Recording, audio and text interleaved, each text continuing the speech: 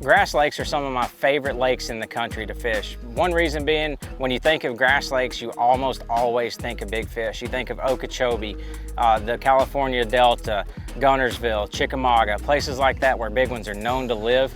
And that's one of my favorite things. Number two is it has a lot of habitat. It really spreads the boats out, but when you have more habitat, you have to be able to cover a lot of water. And I think that's one mistake that people make when they fish grass lakes is they don't move around enough, they don't cover enough water, they don't burn down the bank.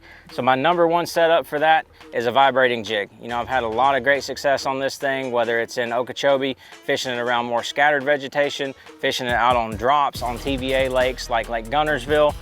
And the number one line that I go to when I tie a vibrating jig on is 20-pound Sunline Sniper. This is a very thin diameter line, so 20 pounds not going to be really big on your spool. You're still going to be able to make those big long casts, but you're going to have the strength to get those fish up and out of that vegetation, make sure you get them in the boat and into the weigh-in.